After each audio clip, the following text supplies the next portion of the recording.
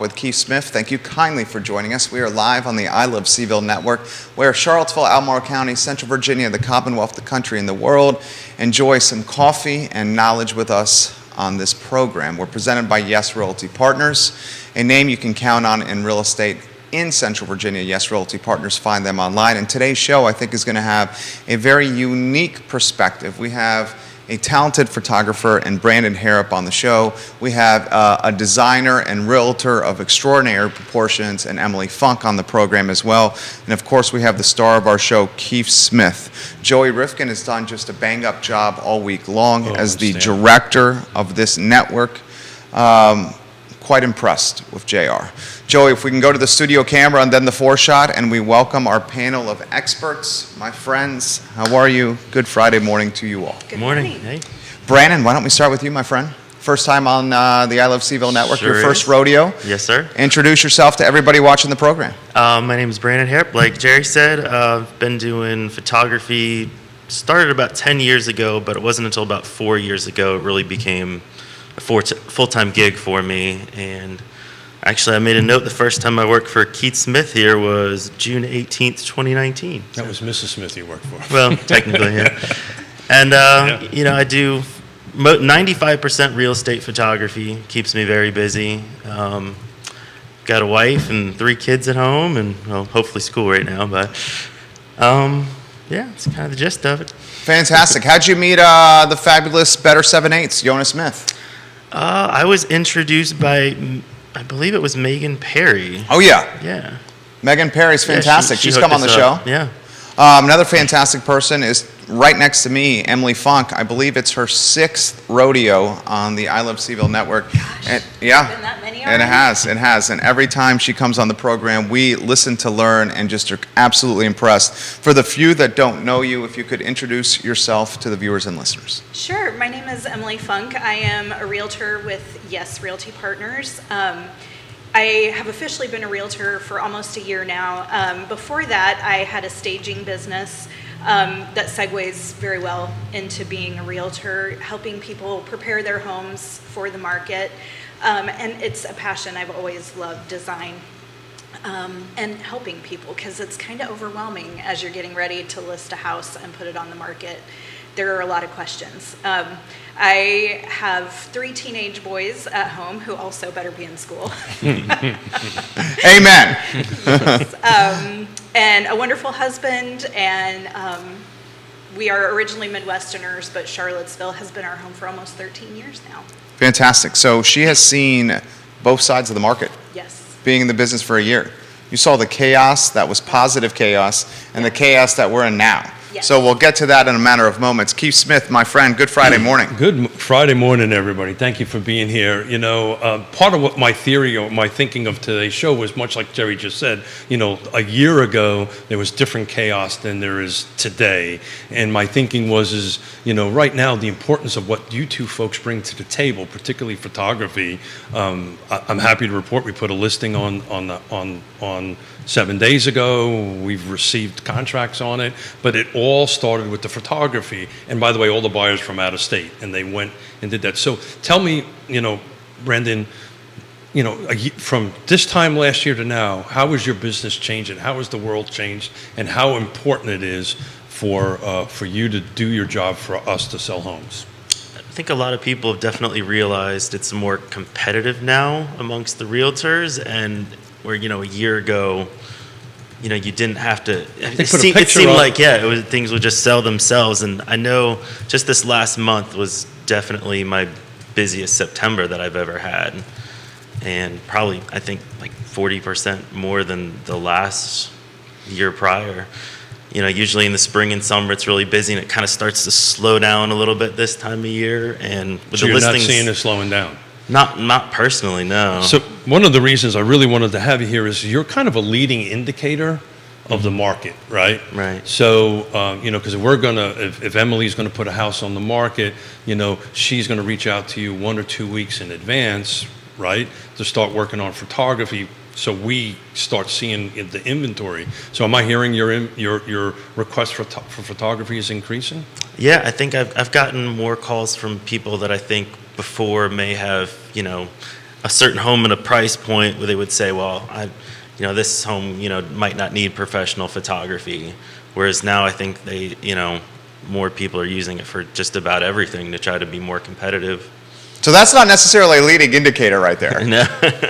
What that's called is branding and having to differentiate yourself from competition. Right. That's what you're saying right there. Right. Is that what you're saying? Yeah, I think it's definitely getting a little more competitive. Yeah. Thank you for going there, because about a year ago, people would take pictures on their iPhone, and then that was it, because that's all they needed to do. I think that's what I'm, noticing that I'm seeing less of.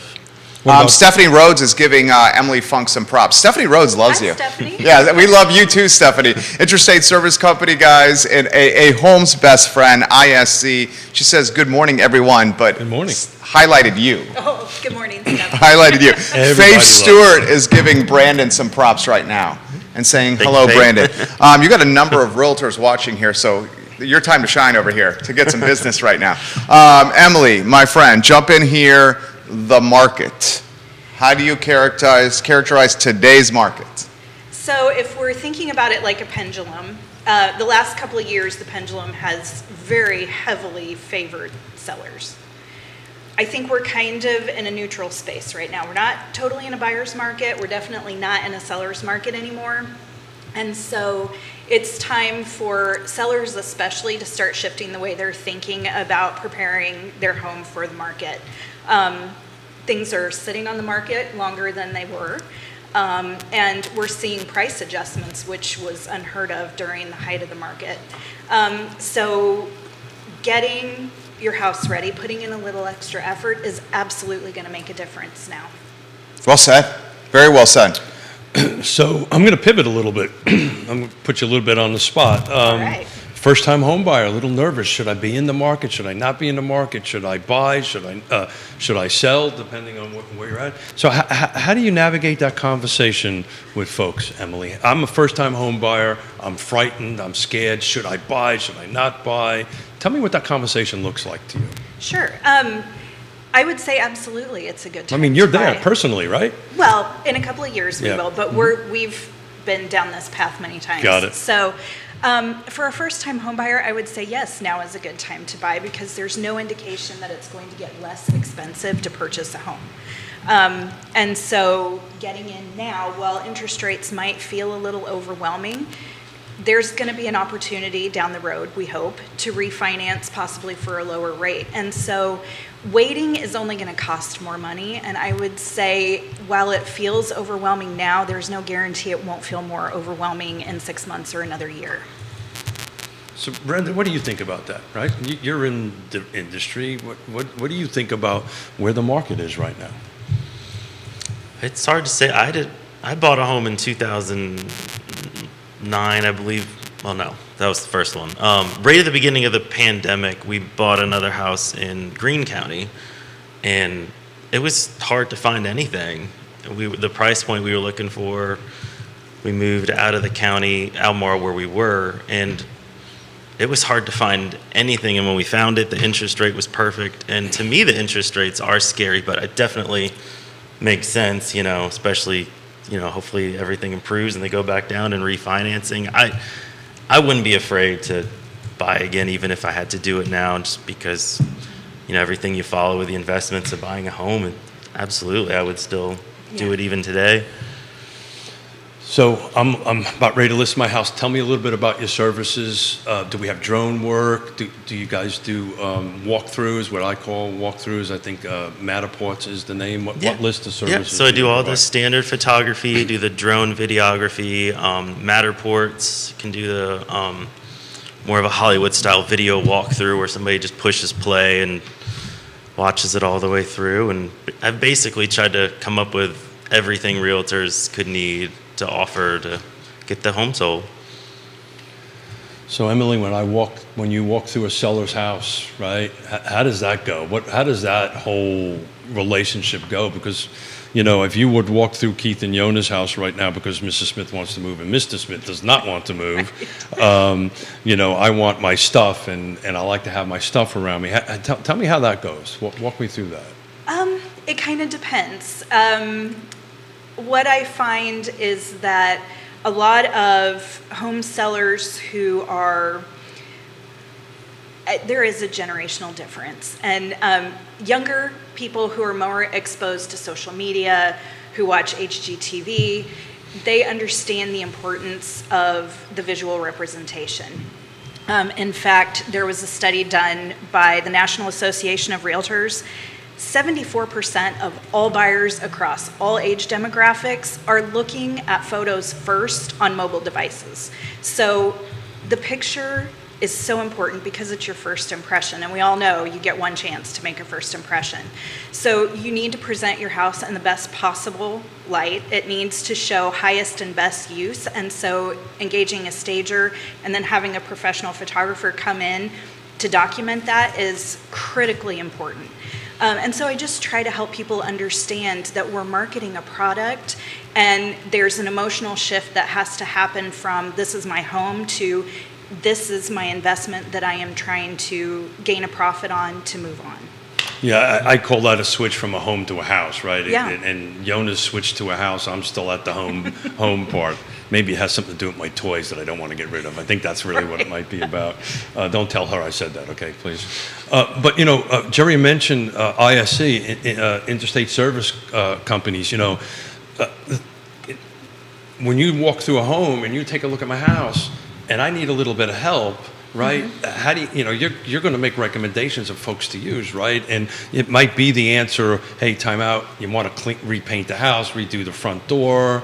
So do you get pushback about that? How does that generally go for you? Yeah, so people can be a little leery of spending money to get their house ready to sell, and I absolutely understand that. The thing is, though, that people are willing to pay for condition. If you think about how overwhelming it is as you're moving into a new house, you don't want to worry about painting the walls. You don't want to worry about the little minor repairs that need to get done. So having that done for a buyer ahead of time is going to pay dividends. A study was done by the Real Estate Staging Association that showed, on average, a 1.3% investment in staging and prepping your house, on average returned 7.1% over list price. It matters. It's impressive. That's absolutely impressive. Let's talk about the management of expectations in a market like this and how you go about doing that, Emily. It's going to certainly come down to the condition of the home. This seller, I think, is more sophisticated than ever. I hope the sellers have realized that the market has shifted completely. How do you go about managing expectations?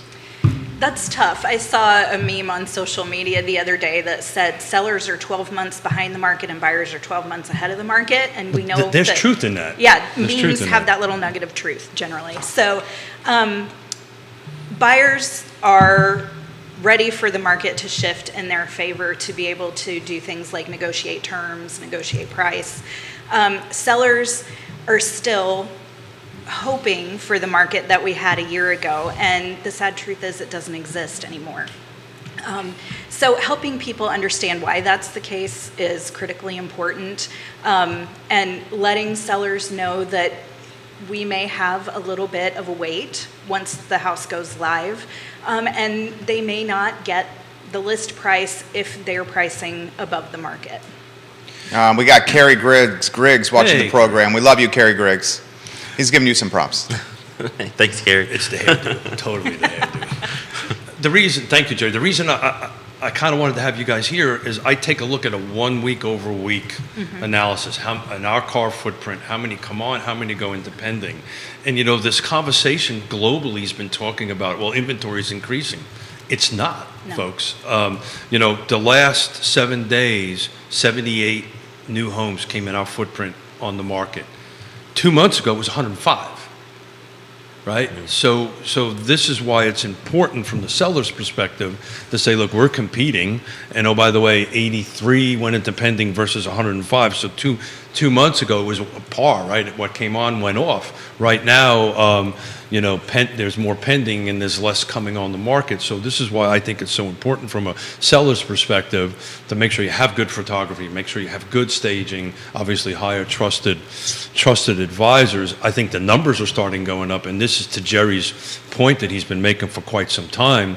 As far as inventory comes on, we are in a bear market. We are upside down, right? We are upside down on the number of listings that are coming in. So to me, it's going in the wrong direction. Do you think price point's going to start dropping, Emily?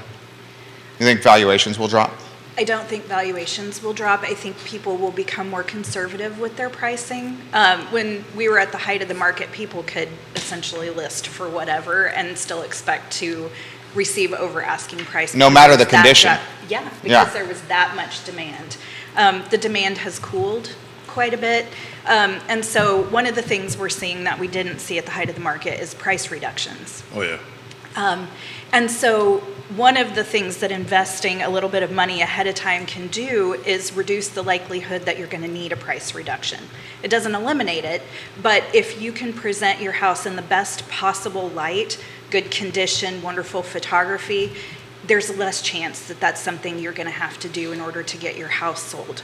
And so, again, going back to the photography and the staging, 51% of purchasers bought a house that they saw online. So again, first impressions.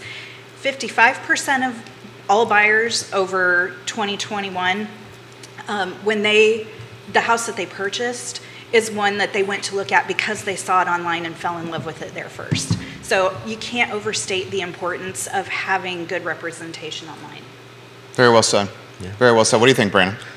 I think I love it when people hire stagers too. That helps so much. It makes my life so much easier. When even if it's just a consultant that comes in there and helps people, you look at your own home every day. Sometimes it's really good to have someone else come in there and say, well, it's nice, but we should actually hide this away, or change this around. And especially on a vacant home where it's completely empty, sometimes those photos are sometimes some of the most challenging to make look good, because the completely empty rooms can really make making it look good challenging, or the lighting, if there's no furniture for the different lights to hit and things like that. I love it when they have someone, and virtual staging is an option, but even then, you can get people in there because of how good it looked online. It's still really nice to have actual furniture brought in there too. And right, because you're setting expectations with the virtual staging, and then when someone walks into an empty house, there's a little bit of that disappointment factor, like, oh, this isn't what it looked like in the pictures. Right. So just something to consider. Yeah. To put it in perspective, back on the days and stuff, I just pulled up what this week was a year ago. Price changes were 55 today. This last week is actually the same number. Difference was they were going in two different directions. Right? This is going down now, that's going up. So you talk to quite a few real estate agents on a daily basis, right? Mm-hmm. So tell me the vibe that you're getting from them. Tell me how they are. Are they scared? Are they nervous? What does that coffee conversation sound like to you? I haven't heard anyone panicking or in a big worry about things. We do talk about how things take a little longer to sell now. Sometimes I like to, share photos from pictures that I took, and, over the last year, the house would be sold before I get around to helping advertise it. They would move that's so not quick. The case now. Right now, it's I actually get some time to. There's still a couple, in very, there's some areas where it seems like things still sell really fast or almost instantly, but in general, everything seems to take a little longer now.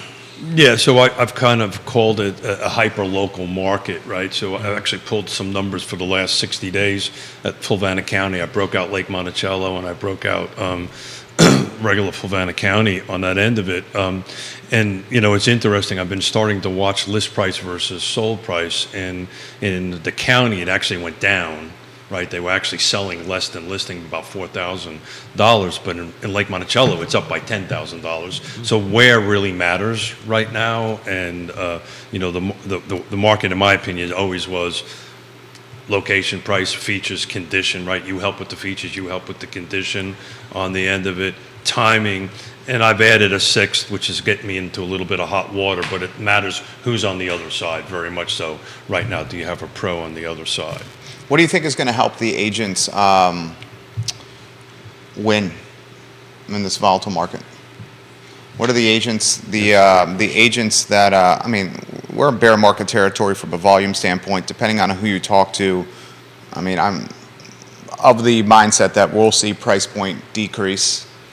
I think I'm on frontier perspective when it comes to that. I was frontier perspective with the bear market volume, and I proved to be right there. I think when you got a home that sold during the peak of the pandemic for X amount of dollars, closed the business 2021, early 2022, and the homes now are having price reductions. The home right next door that sold during the peak of the pandemic is in a vulnerable spot, and that's just common sense. So I'm curious of what you guys think is going to help, and I have an answer to this, but I'd love to hear your answer. What the agents are going to do to win? What strategies will be put into play to gain market share and win and come out of this on the right side? And what strategies, if ignored, could hurt agents? Marketing absolutely matters. It's your calling card.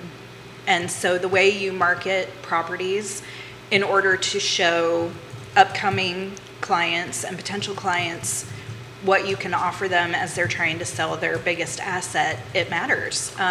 Also, checking out the data, knowing your stats, knowing the market. It's going to be hard to kind of fly by the seat of our pants. A lot of people were doing that from necessity during the height of the market because things were just bananas. But now it's going to take a little more thought and care. It's when the pros show up, right, on that end of it. How would you answer that question? Yeah, I would tell people, I'm not just here to help you sell this house. I'm here to help you build a brand, market yourself and brand. And I mean, we can even do headshots like while we're at the house, and whatever people need, because it definitely helps market themselves in the future, the work they put on the current listing. And I think, that makes all the difference. I 1,000% agree. I think the agents that are going to gain market share and the ones that are going to come out of this with potentially incrementally more business, or let's cut to the chase, maybe flat business, and flat business in a recession is a success story, are the ones that understand the concept of brand building. And I think Keith Smith is in a driver's seat with Real Talk here as the only agent in the area that has a talk show that's all over social media. And I think we're going to start seeing the agents in this area really go balls to the wall with brand building. Websites, mobile, desktop and mobile are going to be paramount. If you don't have one, you're going to lose. And if you're not building a brand in a recessionary time, you will not win.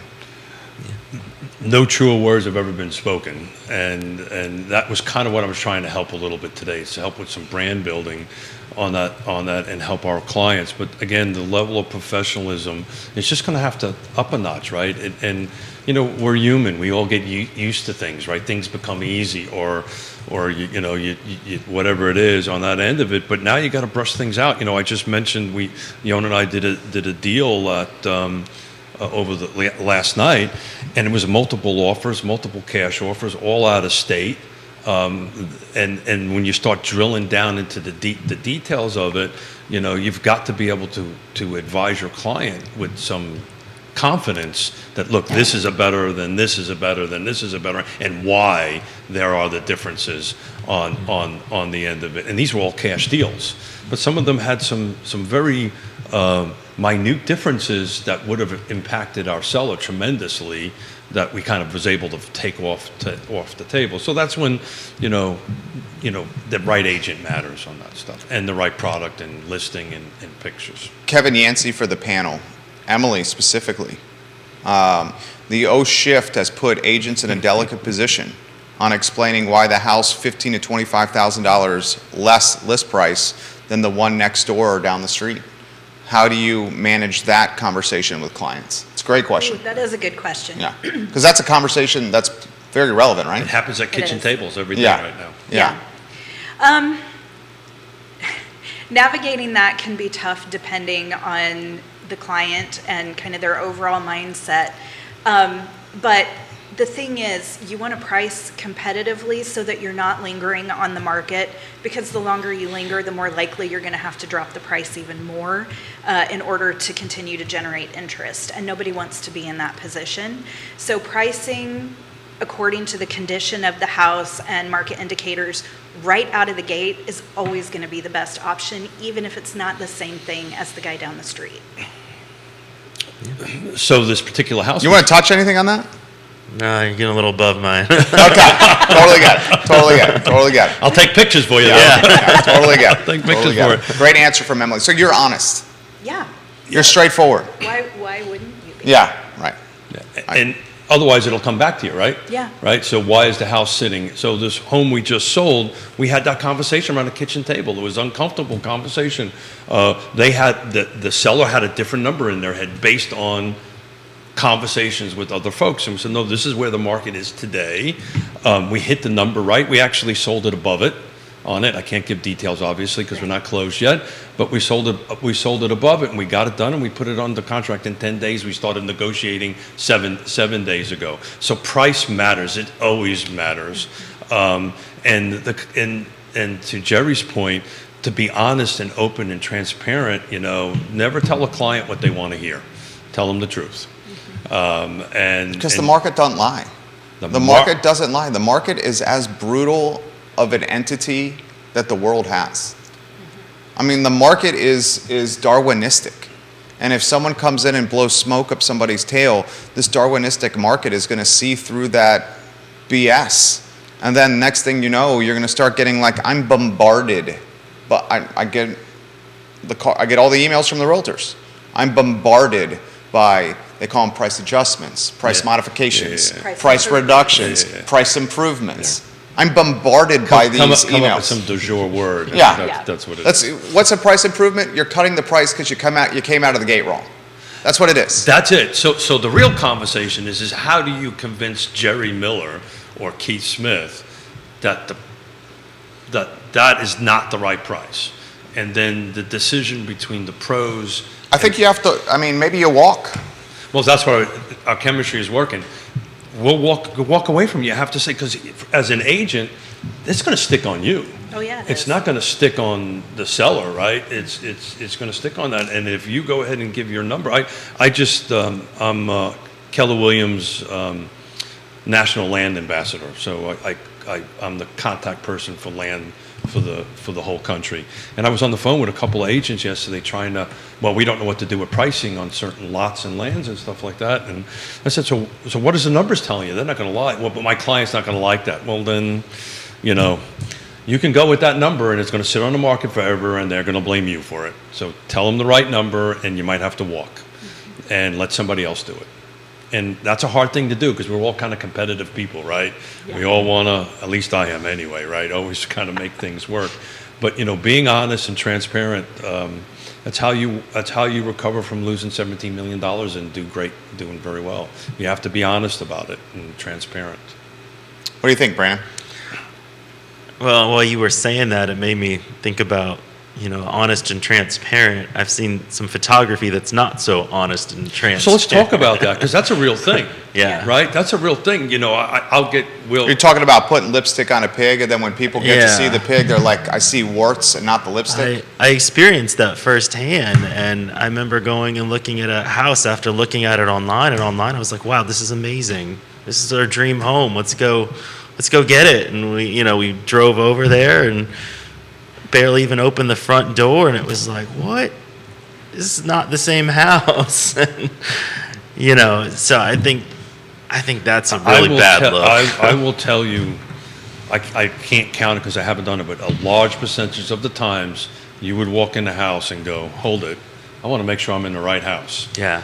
And so why is that? Why does that happen? Or how does that happen? I think there's a lot of people, the mindset where they just want to get people in the house. In the door, yeah. And then after that, even if it whatever happens after that, they did their job. They got people in the home. They can give that feedback. Yeah, but our job is much more than that. Yeah. And we're in the education business. We're not in the sales business. Right. On that end of it, and we're helping people make their largest purchase that they'll ever make in their lives. And one needs to be honest, transparent. Absolutely. It is super frustrating. Talk about, Jerry, questions asked about, the number. The number one question I get is, why do they do this? Right? Hold it, you just wasted my time. Yeah.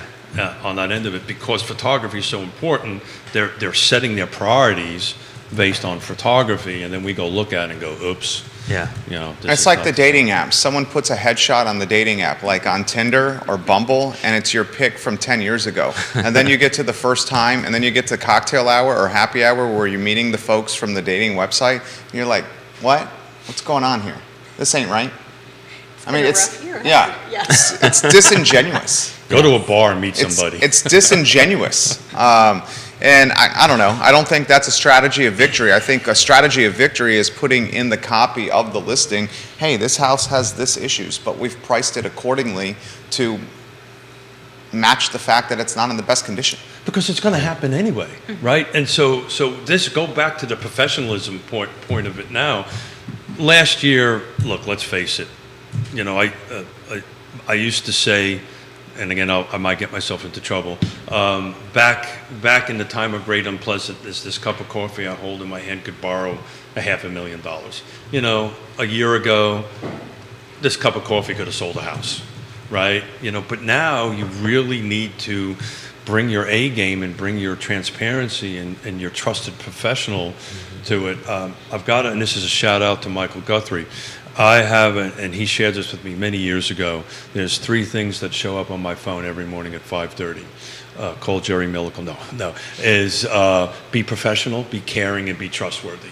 And that, and if you hit those 3 things, you will always do well. The market will adjust it and go so forth and so on. But if you hit those 3 things all the time, and God knows I need to work on them every day. But if you keep on doing it, the market will do well. Brittany Gray, watching the program. Hey, Brittany. Giving Brandon some props over here. Brittany says, hey, Brandon, folks, he is the best photographer in town and extremely diverse in his portfolio. Props. Try to be. Thank you, props Brittany. to Brandon from Brittany. What does diverse in his portfolio mean? Well, I think just last week I worked with her on a videography project. Stanley Martin? Yeah, promote some Stanley Martin stuff. And Glenmore? yeah, I think she's got four units left to sell, and I'd help her put together a video to Those are gorgeous. advertise those. Yeah. Don't you think the houses are gorgeous? Yeah. I did. Brittany's a rock star in the industry, in the new construction sales industry, and it's always great to work on the opposite side. And back to this 6th thing, who's on the other side matters right now. So how do you go about a photography and videography, say, that's luxury right there, luxury market. You would say, well, although you were the one who turned me on that maybe $1 million is not the luxury market anymore. Right. And that really resonated with me.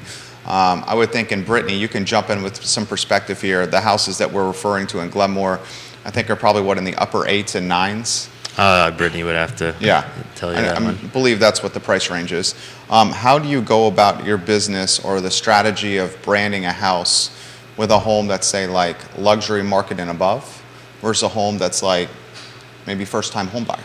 Right. Well, I try to put the same amount of work into any of the homes regardless of what they're worth, because, I just feel like the seller and the agent deserve that same amount of effort. But, when it comes to the much higher end homes, there'll be a little something extra. If there's, if the home sits on, 2 acres, there'll be some drone shots, some property lines. But if the home sits on, 50 acres, then we might add a second video where it's literally just the drone flying around the property, highlighting all those different things. Or, certain homes, it's easy to just do a walkthrough video, and some, the Matterport really matters. Some people really want to check out all the different angles of that $1 million kitchen, where they can just sit there and stare at a certain area. Sometimes it takes a minute to soak it all in with the really high-end homes.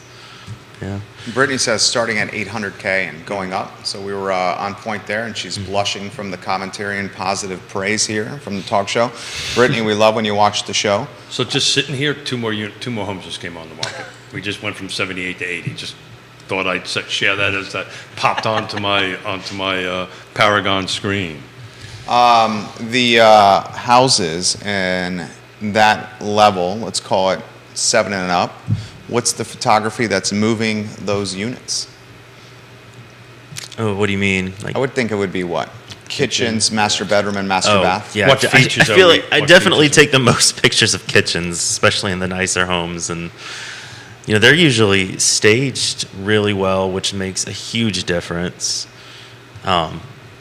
Yeah, absolutely. So there's like a package, I think, right? So if it's a certain price point home, we do certain things, but as Jerry is speaking, the upper end homes or the luxury homes, it'd be more of the Matterport, right? What is the break even point to spend those kind of dollars? Because, not to get into specific cost of it, but obviously that's more expensive than that. Where's that break even price point in your opinion? Oh, boy, really, I feel like that's a personal decision for the agents. Sure. And I know there's some, like when I first started this and I was trying to figure out what to charge, I found a lot of photographers that they would ask what the home's going to sell for before they would give a price. And then they'd set the price based off a percentage of what that final sale was going to be.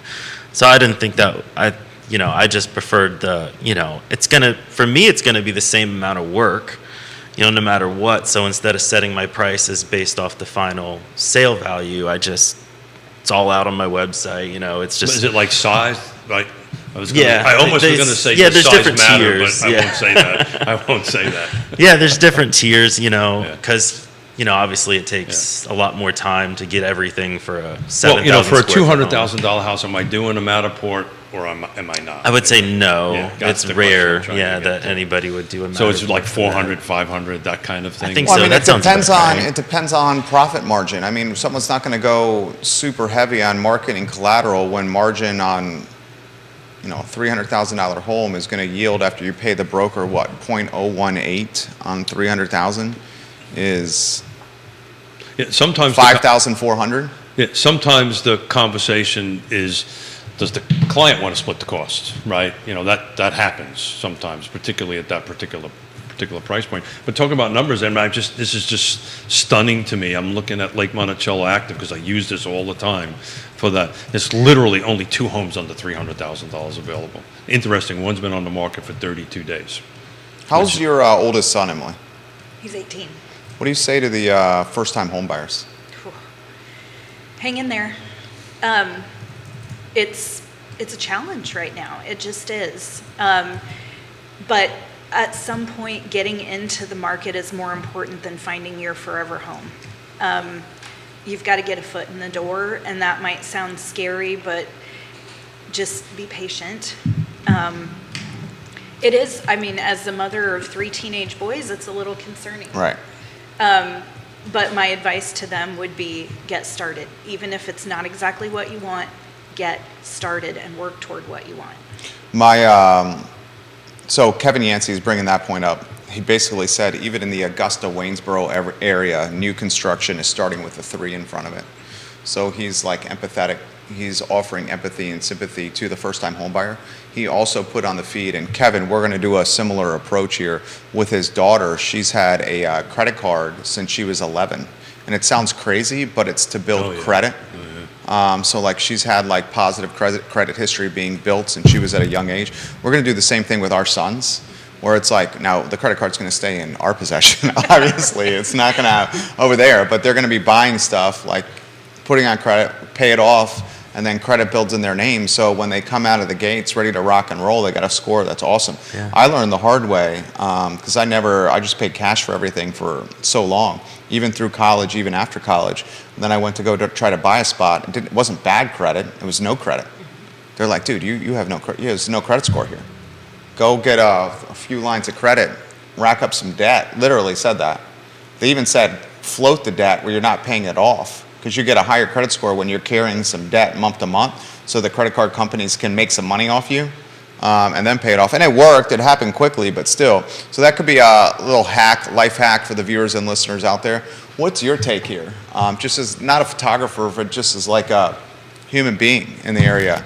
First-time home buyer plight. Put that in perspective. Yeah, well, it's funny. You were talking about starting building credit earlier. It made me think of when I was maybe 13, 14, going into Circuit City and finding a TV I wanted and getting my mom to co-sign on like a line of credit to get it. And it's funny because that really helped a lot. Like, it was weird. It started building credit even then, and small car. I mean, I think my first car was like $500, but it follows you. It really does. And then just never miss those payments. It doesn't matter what it is. So for Kevin, while you were speaking, I just pulled new construction in Augusta County, active, what's available. It's a scary number, 404. 404 is the median for detached. Would you believe 405 for attached? But they're attached in Augusta County are really duplexes. They're not townhomes on that end of it. But new construction in Augusta County is north of $400,000. That's insane. Well, the builders can't build in Charlottesville and Albemarle because the dirt's so expensive. That's where they're going. So they're sprinting to Augusta and Waynesboro. And as they sprint to Augusta and Waynesboro, the buyers are following, and it's driving up price point. I think Augusta and Waynesboro is going to be the next region or area that's going to see the type of wealth gentrification we've seen in Charlottesville and Albemarle for 20-some years. And it's crazy to say that because when I first came to Charlottesville, it was the first year at UVA in 2000, it was unheard of, to live on the other side of the mountain and work in Charlottesville. No, I'm not going across the mountain to drive. That's dangerous. Yeah. Now it's the norm. Yeah. There are hundreds and hundreds of lots running through the system in Augusta County right now. It will be green. It will be the other big. I think there's so much potential there. Well, they got I think it was Neil. Didn't Neil say there was 2,000? Neil Williamson say there was 2,000 lots somewhere in the system. I haven't had a chance to double check that, but I'll take Sir Neil's word as he spoke it. I used to think Zion's Crossroads was the place, and I've been on the record saying it was, but I'm walking that one back big time because I don't see water being there, substantial water being there for another 2 years, maybe a year and a half, but closer to 2 years on that end of it. So Neil's watching the program. Neil Williamson, president of the Free Enterprise Forum, as we speak. He's watching. Double check my numbers, please, Neil, as usual. And Kevin confirms Kevin Yancey's as connected in Augusta and Waynesboro as any of the viewers and listeners. He goes, it's the Albemarle builders that are building over here. Yeah, they are. You've got quite a few folks over. You got Northern Virginia folks coming down there, by the way, on that end of it. Excuse me. Very interesting phenomenon. So where do you think Brittany Gray's giving you some props, Emily Funk? Katie Pearl says she loves Greene County, is very bullish on Greene County. What's up, KP? I hope you enjoyed the interview from yesterday. I think you did. You're a straightforward person. That's what I really like about you here. Thank you. What do you think 2023 is going to play out like? Because the chatter is flirting with 8% rates here in 2023. What do you think that's going to look like? I think there's still a lot of uncertainty in the market for 2023. I think it's going to continue to shift, and I don't know. I think we might start to see a little bit of the opposite of what we saw during the pandemic. I hope that's not true, but there's still so much up in the air. What do you mean the opposite? Instead of the buying frenzy, we're going to see people pumping the brakes more than they are now, I think. I see it 100% that way. I see it 100% that way, but I also see a second side of that. I think because my recent experience with a sale that we did, wrapped up last night, every one of the buyers that bought this were empty nesters. They've already sold their property. They cashed out. They're renting, and they were waiting for the right property to come along. And I think there's going to be, and I may be wrong, but those were cash buyers. That's exactly right. So That's an anomaly. the last 3 deals we did was cash. And the reason I bring that up is because if you have an interest rate of 4.5% or below, and you have a house, like, why are you going to sell your house now? I was just The going to only ask reason Brandon would that be- very question, right? Because you bought at 2% in Greene County. Yeah. Your interest rate is what? 2.5. Oh my gosh. Yeah. I mean, are you jumping for joy? Yeah. Right? I mean, don't you feel fortunate? What's that? Don't you feel fortunate? Oh, yeah. And it was like a luck crapshoot, right? Yeah. That's what I'm saying. It's like, it wasn't skill. I mean, maybe it was some timing that you knew that these rates were low, but like, mine's 4. And it's like, it's like, I feel fortunate. Yeah. It's not like we had like a crystal ball or anything. That's just what it was. But it's like you said. I think me and my wife were talking. Every once in a while I go into some of these homes and I'm like, I think we should move into that one. but That's the problem of being a photographer. And then you figure out what the interest rate is and the monthly payment. Yeah, and then you sit back and I'm like, never mind. So to go back to the point I was trying to make is I think you're going to start seeing generational differences, right? Yeah. On that end of it, and it's one of the reasons I put so much time and energy in the land trust that I do is to try to help that buyer, and we have 3 more units left, and after that we've sold 23 this year. We'll close on 23 this year, but I only have 3 more left at the 225 mark, and I'm desperate to figure out where else we can go, so we can at least try to help that buyer. And each one of our buyers are teachers, firemen, to me the salt of the earth that are helping us through it. But that's what you're going to see. I think you're going to see a bigger divide between the one buyer and the other. That's the reason why, and I looked at the houses at Lake Monticello, the reason why the ones below $300,000 haven't sold in the last 30 days, the 2 that are available, I just looked at them. They're in great, assuming the photography is right, right? Pictures look good and all that stuff. The problem is the buyer can't afford it. That's 7 or 8%. They can't afford it. What's the meme that's going around? It's like the shot of the front of the house side by side, and like the house in like 2020, and then the house now, and it's like this house in 2020, the mortgage payment was like, say, $1,500 a month, and then this house in 2022, the mortgage payment is like $3,100 a month, and then this house in 2020, the purchase price was like $300K. And this house in 2022, the purchase price was $295K. Like, have you seen that meme floating around? I haven't seen that. The interwebs. What's your take on the comments coming in on foreclosures, Emily? There are a lot of people in the real estate world who don't feel like we're going to have a huge number of those because there was a lot of cash in the system as people were purchasing these homes. Even if it was over asking price and the price was high, there was a lot of cash in the system, the interest rates are low, and so payments are not out of control. So a lot of folks who have been in this industry for a long time are not really anticipating that that's going to become a thing. Yeah, it's good. It has gone up and it will go up. But you have to put it in perspective, right? 10 years ago it was 3 million. Now it's $500,000 or it's going to be 50,000 or something like that. That's in some sort of number. So the numbers are different, but the numbers are growing. Last year was like none. Now it's this. I think the difference is going to be is the lenders are going to say you need to sell your house, right? Versus the last time there was no buyers. They sure as heck do not want their houses back. It's extremely expensive to go through a foreclosure process, and so what'll happen is they'll just get pushed on the market. Lake Monticello, last 60 days, the median sales price was $337,000.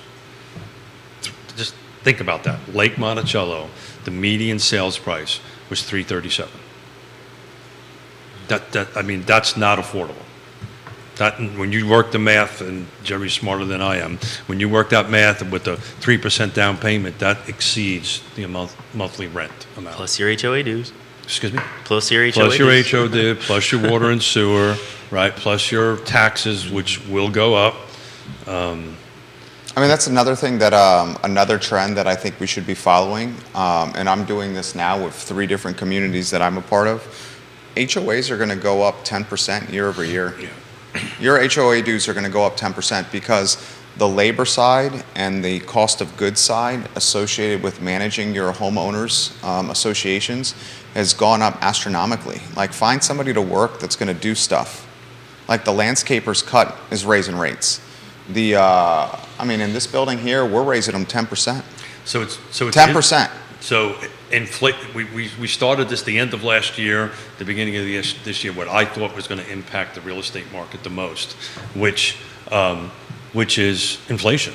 And to Jerry's point, inflation is impacting that. It's interesting, though, I can speak to Lake Monticello rather intimately. They can't raise dues without a vote, but they can do special assessments, so it's really important. They can raise dues up to a certain threshold. We can raise dues in this building and the other communities I'm a part of up to 10% without owner vote. If we eclipse the 10% threshold, then we need owner vote. You're fortunate, Lake Monticello, they can't raise them at all. It's in your bylaws? In the bylaws without a vote. So that's why they do special assessments, which they can do without a vote. And those are more, that's a tougher pill to swallow. That's a tougher pill to Because you would rather an incremental monthly payment increase than a lump sum payment. Yeah. That's a HOA show one day, because it's very important to understand the nuances between the different HOAs. And that's why I'm trying to really hold like the jurisdictional elected officials accountable. Like Albemarle County and the city of Charlottesville right now are talking about increasing the real estate tax rate. And I'm like, dudes, like, what are you doing? Like, how do you increase the real estate tax rate at the time that assessments are up, inflation is up, groceries are more expensive, credit card debt is out of control, and people are just trying to like pay their electric bill. Mm-hmm. And then you're like talking about increasing the real estate tax rate? I mean, it's like so out of touch, and it's like the definition of regressive tax tactics and gentrification that's going to impact like financial margin. People on the financial margin. I just don't understand it. And I will continue to mention it on shows like this as long as possible about that. Charlottesville's going to raise, folks listening to the program, if you live in the city of Charlottesville, your real estate tax rate is going to go up somewhere between 2 and 4 cents on $100 of owned real estate next year. And your assessments, your appraised assessed value is going to go up, which makes that cash even worse. It's a double hit. I literally had this conversation on my mother's 80th birthday party this weekend about it. You know, they're fixed income, they're in their early 80s, mid 80s on that end of it, and you know they are paying in Fluvanna County pretty much Albemarle County numbers. Pretty darn close to it. So there's two sides to that equation, right? You can. I mean, it's going to create more inventory potentially, but do we want to really create more inventory at the cost of elderly or financially margined people unable to stay in their home? Yep, that's a whole can of worms there, and the answer is no, we don't. So to continue to have the conversation openly and publicly is important. Neil puts in the feed inflation June 21 to June 2022, so year over year, June last year, June this year, 9.2% increase. Yeah. I mean, ay mi madre. That's crazy. That's a lot. That's a lot. That's like you have $100 now, $100 in June of last year, you have $91 now. I don't know. So not knowing this was going to come up, I actually printed out the U.S. inflation historical rate going back to 1955. The last time that it was, let me double check this real quick. Yep, the last time it was over 9% was 10.33% was in 1981. 1982 dropped down to 6.13%. And we've been running anywhere between 1 and 3%. 2008 was 3.8%, so let's call that 4%. So from 2009 to now, we've been running somewhere between 0.12% to 4%. But now that was 2021, 4.70%.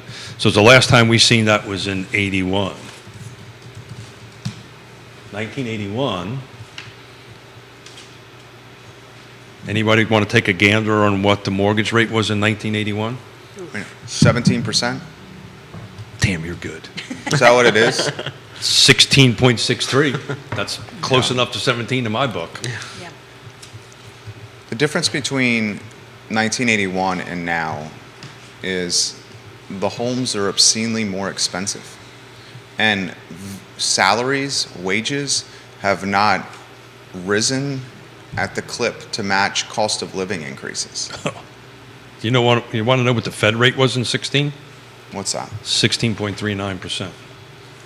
I mean, Brittany's offering some perspective here. She bought her first house in Lake Monticello. I'm going to see if I can find that comment. Brittany, we love when you watch the show. I sincerely mean that, Brittany Gray. She bought her first house at Lake Monticello. Man, where did that comment go? For $159,000. What year was that, Brittany? I would love to see that. $159,000. She bought her first house in Lake Monticello. And now the houses are what? Keith, what's the entry price point? So the moment, please. Moment. Hold, please. Make sure I got the right thing. Lake Monticello only. 2015, $159,000. Yeah. So now the median sales price is $337,250 to be exact. List price was $327,50. So they're selling $10K over list right now. 5 days on market, roughly 2,000 square feet, 3 bedrooms, 2.5 baths. The minimum sales price in the last 60 days was 106. Average is 346, median is 337, high side is 705. And to further humanize the plight of where some folks are at, I'll take it close to home here. Having the conversation with my parents, they're retired and living on fixed income. Just having the conversation with my mom, and she said it very straightforward, and it was not a woe is me. My mom is an immigrant from Cuba. It was just this is what some of the things we're doing to figure out fixed income and the fact that inflation's costing us more money. She's I'm not going to get my hair done anymore. She's I'm not going to do it. I'm not going to color my hair. I'm going to skip the appointment to the salon. Is that to going to the salon? I'm just not going to get my hair done. And I'm hearing my mom saying this thing, and it's breaking my heart for her. And she wasn't doing that looking for sympathy. It was more this is real. One of the things that I'm doing, mom and dad are doing to get through this. The average family is spending, and Emily, I'll ask this question of you, but the average family is spending well over $400 a month more on. Oh. Is that number this time last year? How much? She's got 4 voracious appetites. I only can imagine Yeah. how much more. Oh, our grocery bills are out of control. And, you can shop for sales and all of this, but prices are up on everything. And so, feeding 3 teenage boys is no joke right now. Ooh, that's almost as bad as trying to feed a Division I 50 sprint. I think 3 teenage boys is going to be more difficult than feeding your youngest daughter. Avon, it'll be a bit awfully close. But I'll tell you one thing: when she went to college, our food bill went shoot right down, which was that $159,000 home Brittany purchased in 2015 was 2,400 square feet with a basement. Yeah. Think about that. Yeah. I mean, to that point, from a positive standpoint, that is an example of why real estate purchase can create wealth, because from 2015 to 2022, $159,000 home, probably now in Lake Monticello is what, $459,000? Yeah, I'd have to dig into it, but it does drop. It jumps awfully fast from 277 up to 325. So the median sales price right now in Lake Monticello, list price, is 375. So. And that's 3 bedrooms, 2.5 baths, 2,296 square feet. I'd have to look into it and find out if it has basement on it. I just ran some quick numbers on that end of it. But yeah, so it's interesting, Brittany. First of all, I want to give a shout out to Brittany and Stanley Martin Homes and their team over there, because without them, we would not be helping this affordable housing buyer. They're just huge partners in it, and they stepped up to the plate in a huge way and help us put, like I said, 23 home buyers into homes. We've got a couple more units left, and and I'm begging for them, hey, let's do another project, let's do another project, but together. But without them, we would not have made that magic happen. Melissa Denham is watching the program, and she says UVA Health keeps saying they're paying employees market value. And then she makes the point, does that track when inflation is 9.2% year over year? I mean, that's a good comment. I was part of a regional housing partnership meeting the other day. Neil was there, and there was a great a report that was given in about a rental, on the side of rental end of it. And in order to be successful to get a rental right now, you've got to be making $20 an hour or up. Right, and they gave a presentation. When you start dropping below that, your chance of actually successfully getting a rental unit drops dramatically. I think it was a 10-to-1 ratio on that end of it. So we got two sides to this equation, right? We're talking about the for sale side, but now also there's the rental side. And a little bit something, again, to play off of Stanley Martin and some help. There is a project in Fluvanna County where they just actually getting ready to put foundations in the ground where there's going to be 125 rental units helping folks making 50 to 60% AMI, which is a huge thing. It won't be ready until next year, but there are some projects along the way that hopefully will help relieve that. Kevin's first home was a 937 square foot, 2-bedroom, 1-bath off Fontaine Avenue. He bought it in 1998 for $83,000. And it sold in 2016 for $250,000. Good for you, brother. $250,000. That's a hell of a return on investment. And I got to emphasize this, and I try to emphasize this as much as possible. Wait till you see the data science school in full force opening, because you're going to have a number of folks, a number of employers come into this area to cherry pick the talent coming from the data science school when it's full force open. Data science is not just the future, it's now, but it's definitely the future. And you're going to have an epicenter, a data science epicenter, like a global epicenter on Ivy Road in the next 18 months or so. And watch what happens with employers cherry picking the talent coming out of there. Well, that goes back to the lack of inventory, right? So and go back to this generational buyer, or back to this,